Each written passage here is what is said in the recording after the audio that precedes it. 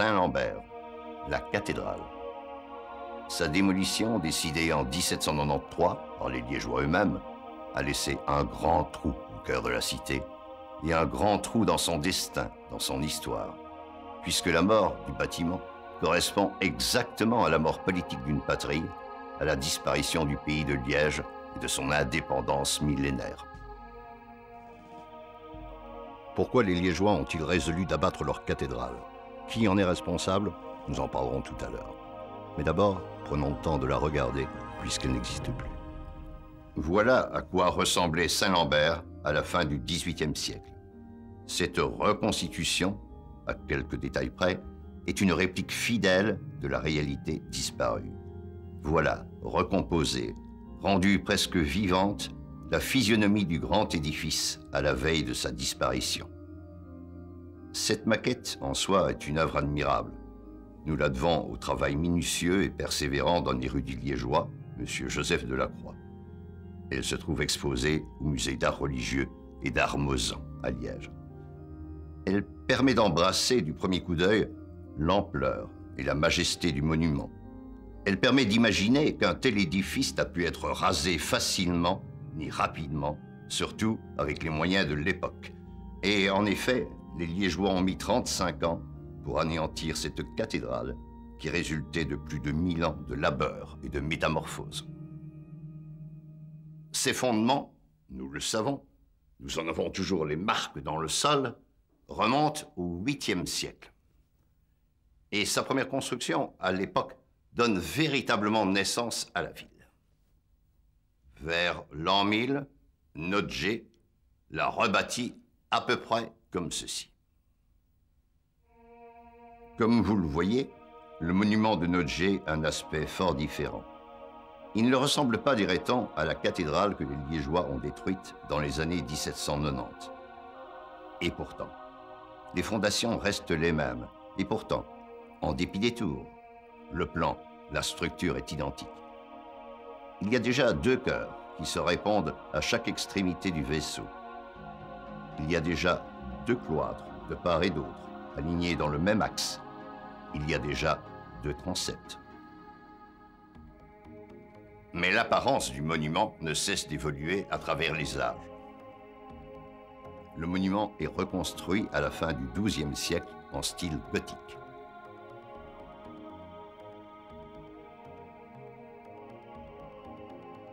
Donc, il n'arrête pas de se transformer, sur les mêmes fondations, sur la base d'un même plan initial et en conservant jusqu'au bout, dans ses murs, dans ses pierres, des restes importants venus des époques du passé.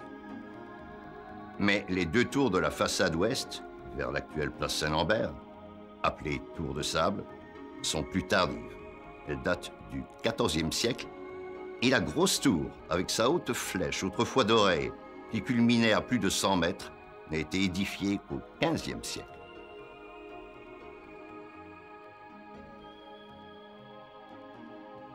Le plus étonnant, permettez-moi d'insister là-dessus, c'est que le monument, à travers toutes ces métamorphoses, a gardé son plan initial depuis l'an 1000 jusqu'au XVIIIe siècle. À la fin de son existence, la cathédrale possède toujours 2 chœurs, le chœur occidental, dédié à Saint-Lambert, le chœur oriental, dédié à la Vierge Marie. Il y a toujours 2 transepts, l'un à l'Occident, l'autre à l'Orient. Et la cathédrale aligne toujours 2 cloîtres dans le même axe, l'un à l'ouest, disons côté place Saint-Lambert, l'autre à l'est, qui donne sur la place du marché. Le tout constitue un ensemble architectural grandiose. 168 mètres de longueur avec les cloîtres, plus de 96 mètres rien que pour l'église, et près de 40 mètres de largeur avec les chapelles latérales. Voilà les mesures du monument que les Liégeois décident de sacrifier en 1793. Était-il beau? Je pense que oui, mais personnellement, je ne peux pas en témoigner. Les Liégeois des années 1790, en tout cas, n'ont pas eu le sentiment de détruire un chef-d'œuvre. Il est vrai que le gothique, à l'époque, n'était plus à la mode, et que le goût du gothique reviendra un peu plus tard, un peu trop tard. Mais la cathédrale, incontestablement, devait être un musée extraordinaire d'architecture, de sculpture, de peinture, avec une richesse de style accumulée depuis le roman et même avant, jusqu'à la Renaissance et même après. Remarquez que ce monument fastueux avait quand même ses mesquineries, ses petitesses. Considérez le siège sur lequel je suis assis. C'est une stalle de chanoines de la cathédrale de Liège, la seule qui nous reste d'ailleurs. Les chanoines de la cathédrale étaient des gens extrêmement importants, mais leur siège, leur stalle, n'est pas somptueux. De dimensions banales, régulières, 65, 70 cm de large. Mieux valait d'ailleurs qu'elles ne soient pas plus vastes, ces stalles. Genre fauteuil club, quelle horreur. Car la cathédrale manquait de place pour les accueillir honorablement. Voyons, il y avait 60 chanoines, mais davantage de stalles car il fallait asseoir aussi un rang inférieur, quantité de clercs attachés à l'office. Combien au total? Une petite centaine probablement. Et alors, où les placer? Normalement, depuis très longtemps, depuis 1150, on les place autour du sanctuaire, là où se déroule l'office. Mais dans la cathédrale de Liège, et ce n'est pas un cas unique dans nos régions, ça ne va pas. Le sanctuaire est trop petit, étranglé. Alors on les place à la croisée du transept. Vous ne voyez peut-être pas ce que je veux dire. Alors essayons d'illustrer. Le sanctuaire, trop étroit, se trouve ici, à l'intérieur. Et la croisée de transept se trouve là, à l'intérieur. Évidemment, pour bien voir, il faudrait enlever la toiture, mais c'est impossible. Alors, essayons de nous servir d'un plan. Voici le vaisseau d'église qui comporte 3 nefs. Voici le sanctuaire, trop étroit pour accueillir les stalles.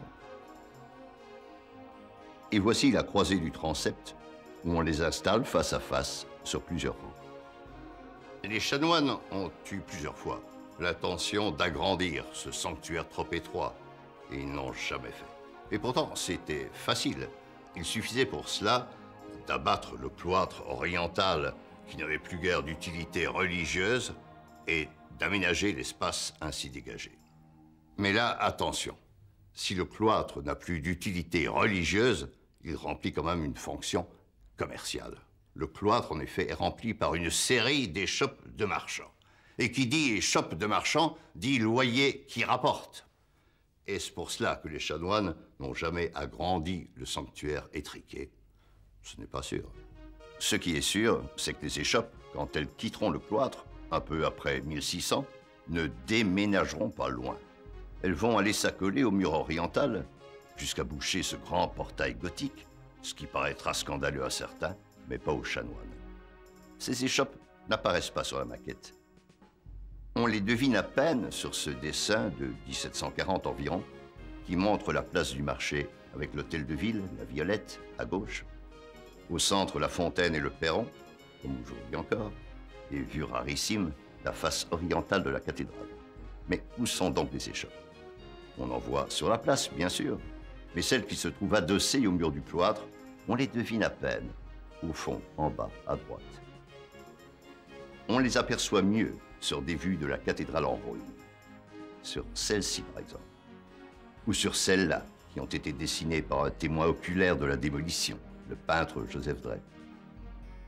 Les échoppes, on les retrouve aussi dans des œuvres plus tardives, et qui n'ont pas, malgré leur pittoresque, la même valeur documentaire. Enfin, il y avait incontestablement, adossé au mur du cloître, bouchant ce portail, des échoppes de marchands qui rapportaient un loyer aux chanoines. Enfin, soit. Le plus important, c'est de constater que des vues de la cathédrale en ruine nous montrent des aspects qu'aucune vue auparavant nous avait montrés au moment où elle était debout. C'est ainsi que nous n'avions aucune représentation générale ou fiable de l'intérieur de la cathédrale. En voici, maintenant qu'elle se défait, qu'elle éclate. Voici ce qui reste, au printemps 1798, du grand vaisseau à 3 nefs, ouvert désormais au ciel et aux nuages. Tout n'est plus que vestiges et décombres, d'où l'on distingue encore sur les côtés l'entrée des chapelles latérales. Au fond, sur la place du marché, apparaît le dôme de l'église Saint-André que nous connaissons toujours. Ces dessins nous viennent de Joseph Drepp, témoin oculaire et scrupuleux. Donc nous regardions d'ici, de l'emplacement du Vieux-Cœur, vers l'est, vers la place du marché. Maintenant, faisons un quart de tour à gauche. Nous apercevons alors, à travers le transept dévasté, la façade du palais des princes-évêques, qui nous est toujours familière. À l'extrémité de ce transept, qui donne sur le palais, nous tournons le dos au palais, il y avait ici un portail célèbre qui marquait l'une des entrées principales de la cathédrale. Selon l'usage de nos régions, qui diffère à cet égard des coutumes et des constructions françaises, on n'entrait pas dans la cathédrale par la façade, frontalement, non. On y entrait latéralement par le transept, soit par ici, soit par là-bas, au sud. Et ici, au nord, il y avait un portail très célèbre, réputé pour son ornementation et ses sculptures. Les vues prises de l'intérieur montrent déjà que ce portail est détruit en 1798. Il n'y a plus qu'un grand trou à l'issue du transept. Des vues prises de l'extérieur, à partir du balcon du palais, nous confirment que la destruction est totale. Un grand trou, une arcade béante. Rien ne subsiste du portail nord. De ses sculptures, de son ornementation, nous n'avons conservé aucune image précise, aucun détail, à l'exception de ce que nous révèlent aujourd'hui des fouilles récentes. Maintenant, changeons de perspective. Jusqu'à présent, nous avons regardé l'intérieur de la cathédrale, ou plutôt ses ruines, d'ouest en est, vers la place du marché, ou d'ouest en nord, vers le palais. Et maintenant, reculons vers le fond de l'église, et là, faisons volte-face, portons nos regards dans la direction de la place Saint-Lambert, contemplons l'épave, telle que les documents de l'époque nous l'indiquent. Alors, nous apercevons l'ampleur du bâtiment et la face interne des deux tours de façade, les tours de sable, qui sont restées longtemps intactes. C'est un dessin de Joseph Drepp. Entre les deux tours, le mur frontal du Vieux-Cœur a été détruit, de même que la rosace qui le surmontait. Un autre dessinateur, plus tardif, a restitué de façon fantaisiste, dans le haut de l'arcade, un fantôme de la rosace disparue qui s'illuminait aux rayons du soleil couchant. D'autres artistes se sont plu à animer les ruines par la présence de personnages attentifs ou méditatifs, des artistes parfois, et souvent des animaux. À droite, une chapelle définitivement évidée découvre un pan de mur du palais. Sauf dans le dessin fantaisiste, à la rosace, les deux tours de sable sont toujours debout, intactes. Ces deux tours faisaient partie d'un paysage familier à tous les Liégeois, mais leur base, cependant, les Liégeois ne la connaissaient guère, car elle restait cachée par le cloître occidental réservé aux chanoines. Et à l'entrée du cloître, de nouveau, un très beau portail, le plus beau de tous, qui datait du XIIIe siècle. De celui-ci, qui ne touchait pas la cathédrale, il ne donnait accès qu'au cloître, peu s'en est fallu que nous ne gardions un témoignage précis, plus précis que ce que révèle ce dessin du XVIIe siècle. En 1797, alors que la démolition allait bon train, le peintre Joseph Drepp a été chargé de représenter les morceaux de sculpture du beau portail, vus, selon les dires du commanditaire, qu'ils étaient précieux sous le rapport du costume. Malheureusement, ces dessins ont été perdus, comme beaucoup d'œuvres de Drepp, et on ne sait pas qui les retrouvera un jour, de sorte que, du beau portail, de ses costumes, de ses sculptures, rien de précis ne nous est parvenu. Quand Joseph Drepp, l'année suivante, au printemps 1798, entreprend une série de vues de la cathédrale en ruine, il nous montre ceci. L'avant du cloître éventré, dont le beau portail a pratiquement disparu. Il serait bien impossible, dès ce moment, d'en dresser un relevé des sculptures. Les tours de sable vont rester longtemps debout, C'est ce qu'indiquent toutes les représentations postérieures des ruines de la cathédrale. Et en effet, pendant longtemps, on va multiplier dessins, peintures, gravures représentant les ruines. Et pendant si longtemps que certains artistes vont perdre le souvenir réel des lieux. Et on voit ainsi s'accentuer, se propager au fil des années certaines erreurs. Prenez par exemple le cas de Notre-Dame au fond, ainsi dénommée parce qu'elle abritait les célèbres fonts baptismaux, aujourd'hui conservés à l'église Saint-Barthélemy. Vous voyez clairement que Notre-Dame au fond, accolée au flanc sud de la cathédrale, se situait avant les murs de la grande tour, quand on regarde dans cette perspective. C'est une situation que les Liégeois connaissaient parfaitement jusqu'à la fin du XVIIIe siècle et que Joseph Drepp avait représentée sans ambiguïté en 1798. Or, voici que l'église Notre-Dame recule et glisse vers l'arrière. Elle paraît se trouver ici, non plus devant, mais à côté des murailles de la grande tour, dont la flèche a été détruite. Ici, le recul de l'église s'accentue. Elle paraît se trouver maintenant derrière les murailles. Ici, le déplacement est accompli. L'église se trouve carrément derrière. L'auteur de cette gravure n'a donc pas regardé la réalité, ni les premiers dessins de Joseph Drepp. Toutes ces vues, même fautives, s'accordent au moins sur un point. C'est que les deux tours de façade, les tours de sable, restent longtemps debout. Ce qui est abattu, en effet, au début dès 1794, c'est la toiture et les murs du grand vaisseau à trois nefs. Arraché aussi en 1795, le clocher, autrefois doré, de la grande tour. Mais les tours de sable ne seront entamées qu'en 1803. Et quand sont-elles complètement rasées? Certains prétendent qu'elles subsistaient encore en 1817.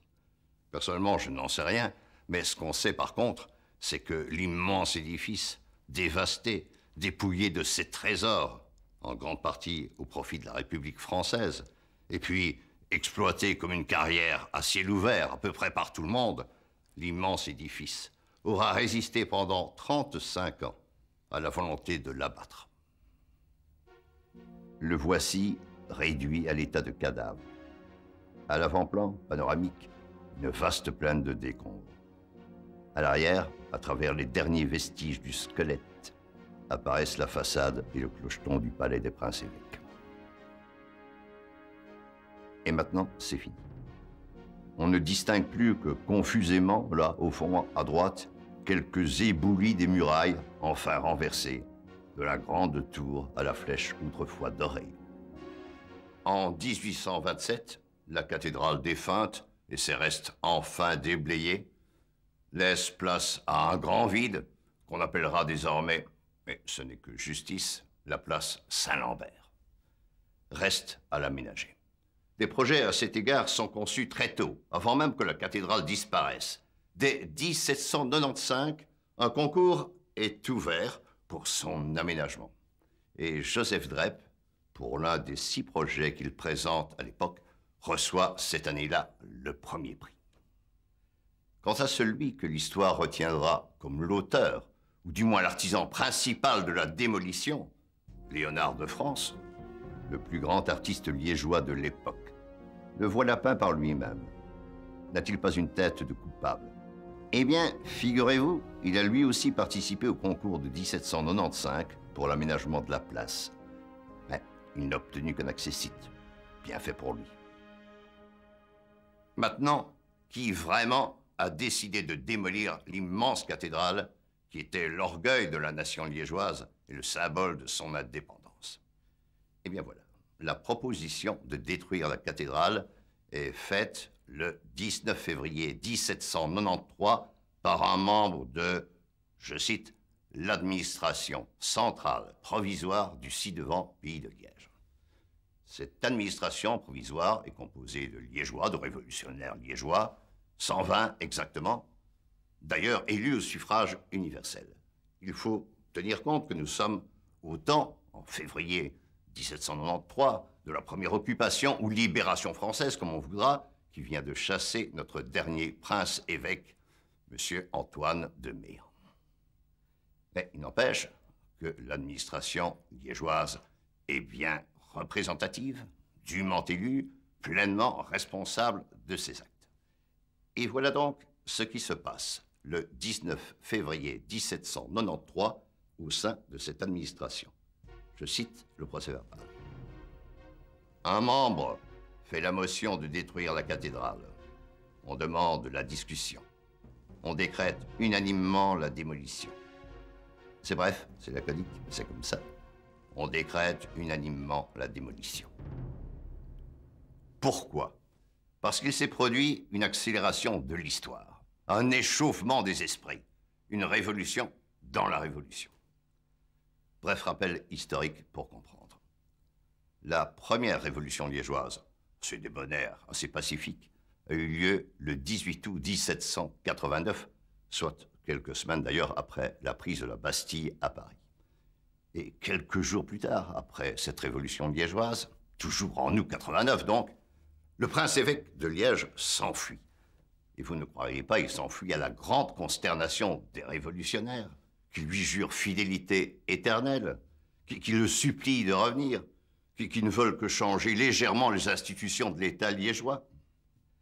Et le prince-évêque, il va revenir en effet, il va revenir en février 1791, mais en force, et avec l'appui et force autrichienne.